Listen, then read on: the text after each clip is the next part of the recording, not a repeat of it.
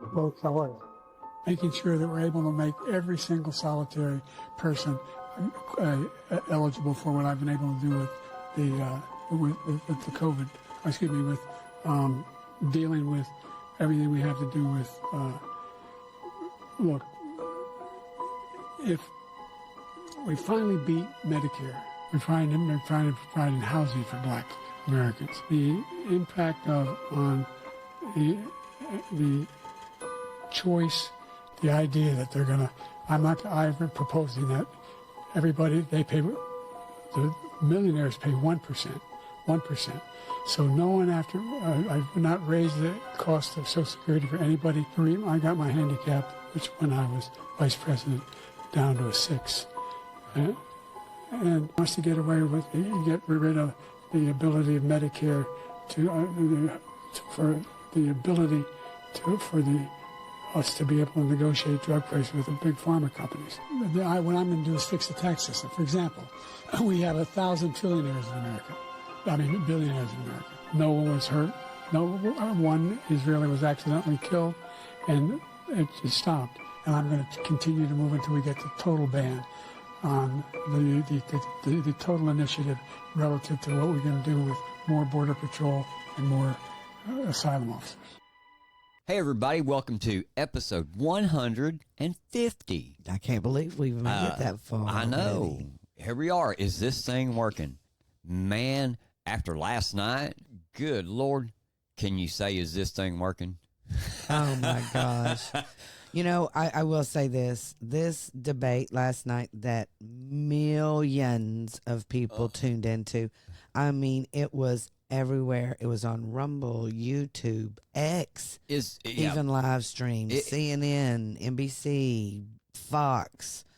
Millions of people watched this wherever they could find it. Hey, and the thing is, 10 days of hiding him away was not enough time to fix him. No. You know, I think that maybe that hurt him. Maybe 100%. It was brutal. Because, he wasn't, he was taken away from the people he really needed to be talking to. Yeah. This was brutal, the most historical also debate that we've ever had. A former president, trying to become another president again against the current one. So it was very historical. So that's another reason why so many people watched. Yeah. And, people really wanted to know what was going on with Biden. Yes. The Biden and Trump dynamic, it's like they hate each other. You know what I mean? You could see it. You could see the hate in Biden's face every so often, man, when President Trump would turn on him. Those were some of the best answers in a debate that I've seen him. I think he looked better last night than he has, and he remained presidential. Like I said the other day, 100%. He remained presidential, and really, he wanted to focus on the policies. And any time that he focused on the policies, man, it was like he might as well have been over there hitting him with a sledgehammer, just bow, bow, because Biden had no response, none for that. Yeah. And even with the video that we just played and the sound bites that we just played, all the different gaffes throughout the night, we got 2 videos later on where Denise picked out what she thought was President Trump's finest and best moment of the night, and a soundbite that I thought was the best and most effective soundbite of the night. Yeah, that was his most impressive part of it. Yes, and we're going to get into all of that after this. Hey, are you looking for your next unforgettable experience? Discover and attend the hottest events in your area with Eventbrite. From concerts to conferences, festivals to fundraisers, Eventbrite has it all. With our easy-to-use platform, finding and purchasing tickets is a breeze. Plus, with personalized recommendations based on your interest, you'll never miss out on an event that's perfect for you. Whether you're a seasoned event goer or just looking for something new, Eventbrite connects you with experiences that create memories to last a lifetime. Download the app or visit their website today and start exploring your world with Eventbrite. Please click that link below and support all of our sponsors. They do help us keep the show free. Thank you so much. And before we start the show, we want to state that these are our opinions and our assertions, just mine and James. If you agree with us, tell your friends and share the show. And if you don't agree with us, tell your friends and share the show. Also, stump that like button and please follow or subscribe wherever you see the name. Is this thing working? Oh, and it has a question mark after it. And our podcast is available for download on all platforms like Apple, Spotify, YouTube, and wherever you listen to your podcast.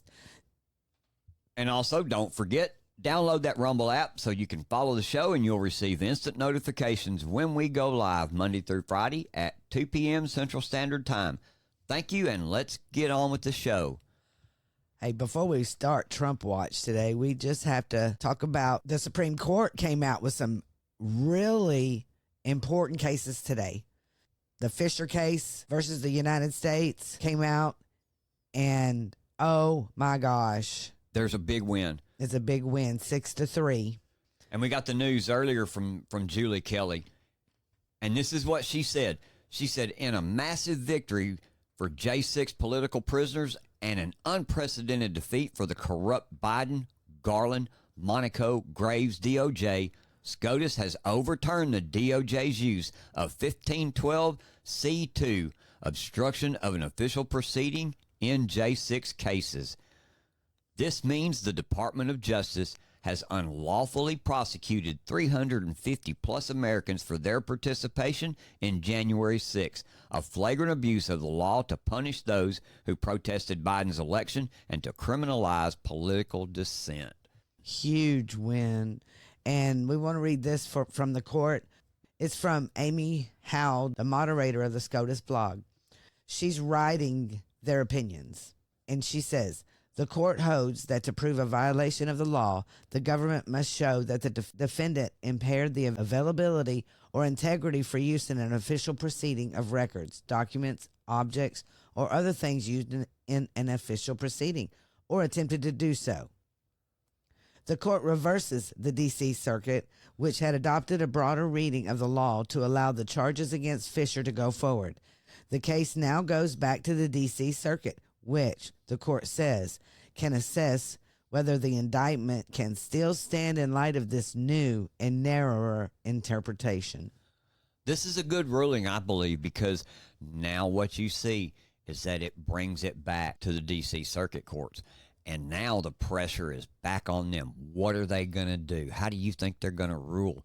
You see the way they've ruled in other things, but this is, man, I'd hate to be in that position. I know how I would rule, guaranteed, but I'd hate to be the one sitting there in that black robe. Yes, because you know this weekend's going to be crazy. It's going to be still crazy. A very important ruling that didn't come out today, and so the court has left Monday as another day to bring out the most important one for President Trump, and that's the immunity case. Yep, that's the immunity case. So, I mean, we won also Chevron. I just wanted to tell you in a 6-3 reading, a Chevron deference has been overturned. There we go. Now we're on to Trump Watch. But before we go to Trump Watch, real quick, we have to at least bring this up, and because this is of great importance also, and it was a shocker to me and you both when we seen this it happened earlier. right before we came on the show. Right before we came on the show, we seen a tweet this morning from Thomas Massey, and this is what Representative Massey says. He said, yesterday, my high school sweetheart, the love of my life for over 35 years, the loving mother of our 4 children, the smartest, kindest woman I ever knew, my beautiful and wise queen forever, Rhonda, went to heaven. Thank you for your prayers for our family in support of this difficult time. It's heartbreaking. Yes, it is. Him and his family is definitely in our prayers. Yeah, he goes on to say that she was valedictorian at our high school where we went to the prom together, accepted at MIT and Harvard, earned a mechanical engineering degree from MIT, and devoted her life to our family. We spent the last week touring Mount Rainier with our grandson. She was the best mama ever. We love you, Rhonda. Wow. So all of our prayers and our thoughts go out to Thomas Massey, his family, his children, especially, everybody close to him. In this difficult time. This is sad. This is. I mean, it brings tears to our eyes. We talk about these people on a daily basis, and we get a relationship with them, and they're like our family. So well, and you forget that they're human. And they sometimes. are human. You know, and they deal with the same things that me and you deal with each and every day. Yes.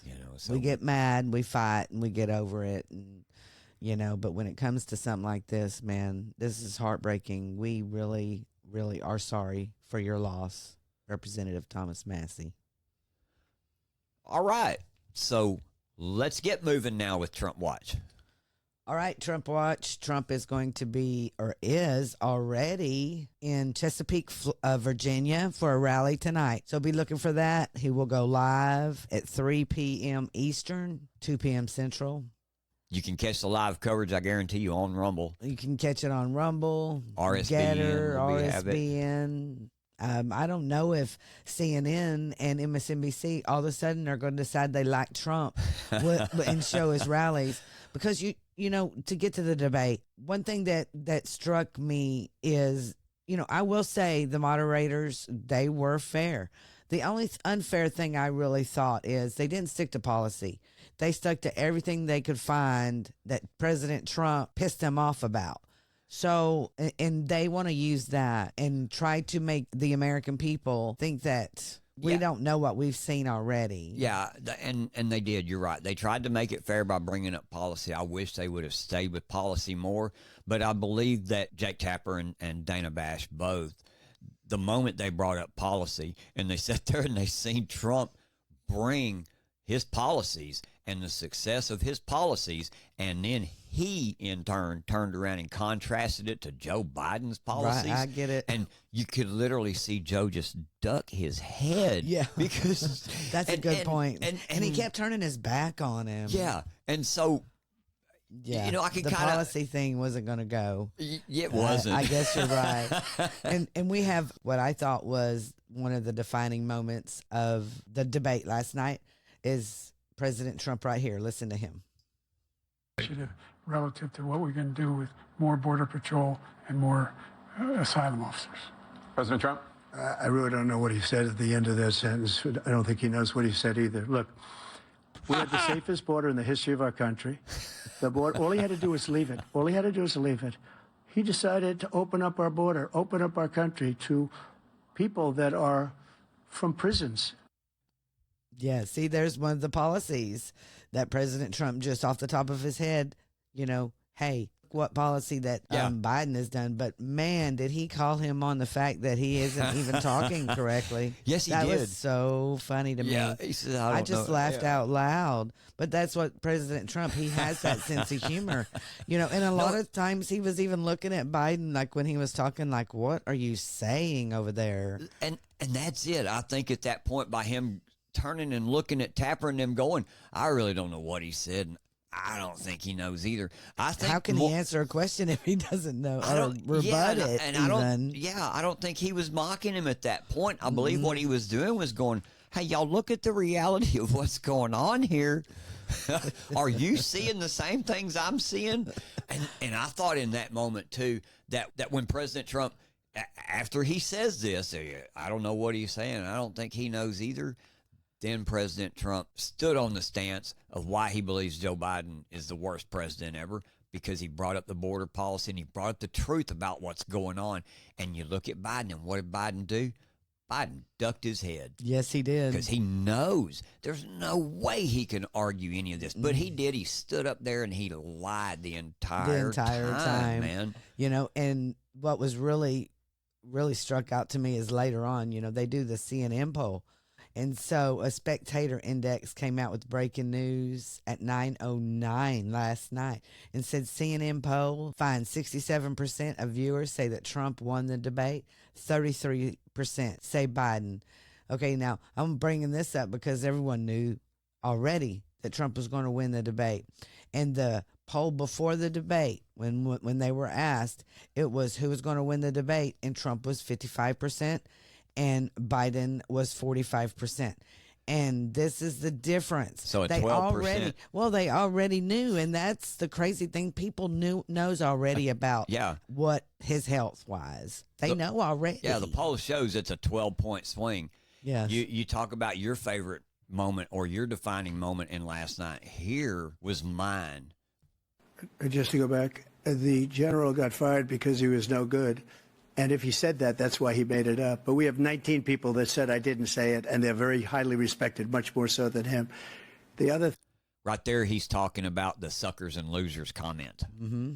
You know, he fact checked Joe Biden in real time on stage. The look Biden's giving him right there is just like, what the hell? And not just that, is they're coming out today saying that President Trump lied about the 19. Yeah. Really, folks. Yeah. Did you see how much Biden was lying? Well, sure. Throughout the whole thing. You but think Biden's that we're going to believe anything that these people are saying? No, they've lied for Biden for the look months on, the look now. on Biden's face right there shows that he did not expect President Trump to come up and understand and know that he had those 19 people that said this. You know, either Biden was shocked that he didn't know it, or he was shocked that Trump knew it and brought it up. But that's still not the best part. Here we go. In the same Senate, in the same The thing. thing is, he doesn't fire people. He never fired people. I've never seen him fire anybody. I did fire a lot. I fired Comey because he was no good. I fired a lot of the top people at the FBI, drained the swamp. They were no good. Not easy to fire people. You'd pay a price for it, but they were no good. I inherited these people. I didn't put them there. I didn't put Comey there. He was no good. I fired him. This guy hasn't fired anybody. He never fires.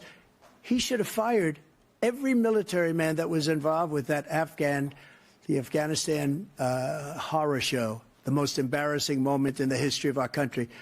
He didn't fire. Did you fire anybody? Did you fire anybody that's on the border that's allowed us to have the worst border in the history of the world? Did anybody get fired for allowing 18 million people, many from prisons, many from mental institutions? Did you fire anybody that allowed our country to be destroyed? Joe, our country is being destroyed as you and I sit up here and waste a lot of time on this debate. This shouldn't be a debate. He is the worst president. He just said about me because I said it. But look, he's the worst president in the history of our country. He's destroyed our country. Now all of a sudden he's trying to get a little tough on the border. He came out with a nothing deal, and it reduced it a little bit, like this much. It's insignificant. He wants open borders. He wants our country to either be destroyed or he wants to pick up those people as voters. And I don't think we just can't let it happen. There you go. To me, that was his finest moment, because he went on and he took on the subject of Afghanistan and the complete, absolute debacle that was. And he brought up the point that, Joe Biden, that was probably your worst moment in your presidency, but yet you were so loyal to all these people that you didn't get rid of not one single one of them. That was great. That was even awesome, and I thought it couldn't get any better. But then he turned and, with all sincerity and real, and was talking to him at that point. He wasn't being political. He wasn't playing the weird debating role. He turned and he looked at Joe with all the honesty and sincerity in the world, and he said, Joe, our country's being destroyed as you and I sit up here and waste a lot of time on this debate. This shouldn't be a debate. That's exactly right. Yes. It was a very powerful moment. We wake up this morning, though, and what do you know is going on, man? The Dems are crying. They're crying. Transform your business with Shopify, the leading e-commerce platform designed for entrepreneurs of all levels.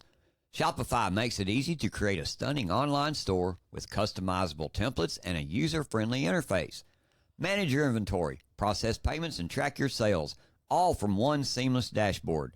With built-in search engine optimization and marketing tools, you can reach more customers and grow your business faster. Plus, Shopify's secure and reliable hosting ensures your site is always up and running, backed by 24/7 customer support. Join over 1 million businesses worldwide who trust Shopify to power their online stores. Start your free 14-day trial today at Shopify.com and see how easy it is to sell online, in-store, and everywhere in between. Take the next step toward e-commerce success with Shopify. Please click that link below. You know what? MAGA has known for 3.5 years that they had put up a weekend at Bernie's type of, president. I want you to listen to the headlines. These people that have sat there and covered for Joe Biden for 3.5 years have all of a sudden turned on him, if for any other reason, because it's a good laugh. And they are panicking And it's kind of funny. Listen to Mika and Joe Scarborough on MSNBC this morning. Okay, hold on a second. That I agree with everything you said, except for the last part of it. Everybody calm down, and I'll tell you why. I mean, it's fine to not spin what happened last night, and we're not going to. But by the way, he had Mika, a terrible night. Mika, everybody's calm here. No, you're the only one raising your voice. No, Everybody is calm here. But again, it's the let's just immediately pull this. Let's end this. Let's find someone else. That's not what Mike said. That attitude toward this is what I am saying slow down on, because, again, there's no spinning it, but let's be balanced. Let's, for once, show some balance in a media world that is so shrill with imbalance that we've become inured to the difference between these two candidates. So let's put it this way. Gene Robinson, I'll go to you. Well, wait. I just have to stop you. First of all, we always show balance. We are, yeah. Secondly, nobody's panicking. I said these were questions that Democrats and Joe Biden needed to ask themselves. And Mike said he missed one pitch down the middle after another and wasn't up to it last night. Right. They are panicking. They are panicking, and you can tell by that video alone. And not just them. I mean, we're going to go through a little bit of a list of headlines that show that they're panicking. So, yeah. New York Times is in on it. As Steve Bannon has said, Thomas Friedman, his headline, President Biden is my friend. He must bow out of the race. Frank Bruni said, Biden cannot go on like this. Patrick Healy says, I'm hearing high anxiety from Democrats over Biden's debate performance. And Nicholas Kristof, he said, President Biden, it's time to drop out. Those are all four New York Times journalists. Just New York Times Just alone. New York Times coming out. They are panicking. And then we have the Drudge Report. Operation Replace Biden. Dems scramble with 130 days to go. Debate catastrophe. And another one is from the Daily Mail. Joe's sad reality. And another one from the Guardian. DEFCON 1. And we could go on and on and on. They are panicking 100%. Dems, don't panic. Don't panic at all. Listen to Jill Biden. She's telling you, don't panic. Here we go. You heard Joe's heart tonight on the debate stage. He wakes up every morning thinking about how he can make the lives of Americans better. He's the president we need, the president you deserve. Sign up at joebiden.com to help finish the job.